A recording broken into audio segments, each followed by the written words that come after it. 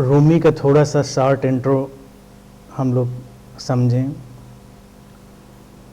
पूरा नाम जलालुद्दीन मोहम्मद बल्खी रूमी, ये पूरा नाम था।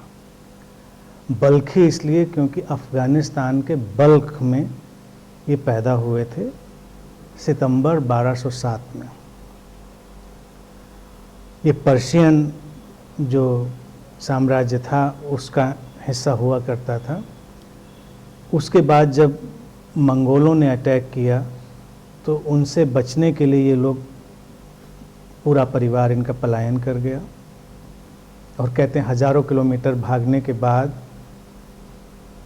तुर्की में कोन्या में ये लोग जाके बसे। और इन्होंने शॉर्ट स्टोरीज़ भी लिखी, शायरी भी लिखी, बहुत सारी चीज़ें लिखी। तो जो महान सूफ़ी संत हैं उसमें रूमी की गणना होती है। उम्र के 40वें साल में कहते हैं कि रूमी की मुलाकात अपने गुरु शम्स तबरेज से हुई। और शम्स तबरेज से मिलने के बाद उनके अंदर पूरा ट्रांसफॉर्मेशन हुआ। प्रेम, ध्यान, इनके जो भी रहस्य हैं उसमें वो प्रवेश कर पाए। और इनकी दो जो रचनाएं हैं वो बहुत पॉपुलर हुई, मसनवी और दीवाने शम्स तबरेज। इंग्लिश में इनका ट्रांसलेशन यूरोप, अमेरिका, इसमें कहते हैं इतना पॉपुलर हुआ कि आज की तारीख में शेक्सपियर से ज़्यादा बिकने वाला जो लिटरेचर है वो रूमी का है। शेक्सपियर सबसे ज़्यादा बिकने वाले साहित्य में से आते हैं, लेकिन रूमी उससे भी आगे अब जा चुके हैं।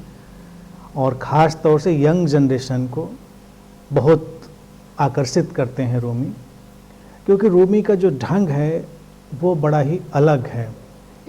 और जिसको मैं कहता हूँ कल्टलेस, वो कल्टलेस की तरफ जाते हुए नज़र आते हैं। हो सकता है वो कल्टलेस अपने अंदर से हो ही गए हों, लेकिन हर वक्त का अपना तकाजा होता है और हर देश काल में अपने ढंग से ही लोग विकसित होते हैं। अपने भारत में भी ऐसे लोग हैं जो बहुत सारे संत हुए जो उस कल्ट की सीमाओं से आगे जा चुके थे अपने अंतरतम में, अपने रियलाइजेशन में। लेकिन चूंकि कल्चरल ऐसा उनके ऊपर आवरण था, सांस्कृतिक और सामाजिक आवरण था, जिससे वो बाहर नहीं हुए या उनको उसकी ज़रूरत नहीं लगी।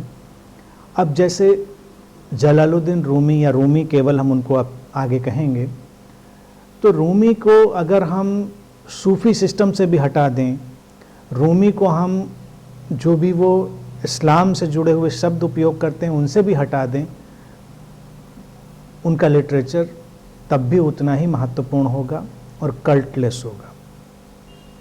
सूफियों को अक्सर ये कहा गया कि वो प्रेम का संदेश देने वाले हैं। वो उस समय की ज़रूरत रही होगी। आज के वक्त में मैं समझता हूँ कि अगर ऐसे संत होते तो वो अलग ही टर्मिनोलॉजी, अलग भाषा उपयोग कर लेते, जिससे वो पूरी तरह कल्टलेस दिखाई देते। जैसे अगर हिंदुओं में है तो हिंदुओं की टर्मिनोलॉजी उपयोग करना बंद कर दें, और कोई इस्लाम से, क्रिश्चियनिटी से आया है, ट्रांसेंड कर गया है, लेकिन उसकी टर्मिनोलॉजी उपयोग करता है, तो फिर भी उसका इम्प्रेशन लोगों को नज़र आता है, तो उनको हटाया जा सकता था। और रूमी के अंदर हम वो तमाम जगह पाएंगे भी नहीं, लेकिन उनको हटा कर भी देखा जा सकता है। रूमी की मज़ार बनी उनके मरने के बाद, तो कहते हैं उन्होंने अपनी मज़ार पे यही लिखवाया कि मेरे मरने के बाद अगर मुझे ढूंढना है तो लोगों के दिलों में ढूंढना, मैं और कहीं नहीं मिलूँगा, लोगों के दिलों में। यानी कहते हैं मेरा मकबरा लोगों के दिलों में होगा। तो ये एक असली संत की बात है कि वो लोगों के दिलों में उतरता है।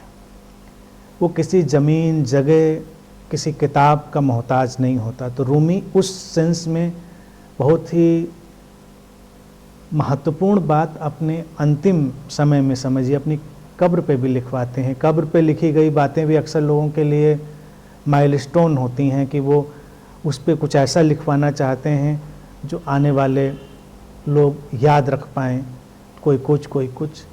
ये बात बहुत ही प्रेमपूर्ण है, बहुत ही प्रेम से भरी हुई, जिसको रूमी ने लिया। तो इसीलिए रूमी प्रेम के एक अनूठे शायर के रूप में भी सामने आते हैं और संत के रूप में भी सामने आते हैं। बेसिकली तो वो मिस्टिक हैं, रहस्यदर्शी हैं, लेकिन शायरी में रूमी को गाया भी बहुत गया है और आज उनको नए नए ढंग से हम पेश भी करते हैं। मैं पसंद करूंगा कि रूमी के रैंडम वर्सेस जो कुछ गहरे सत्यों की तरफ इशारा करते हों, उनको हम लें और बात करें।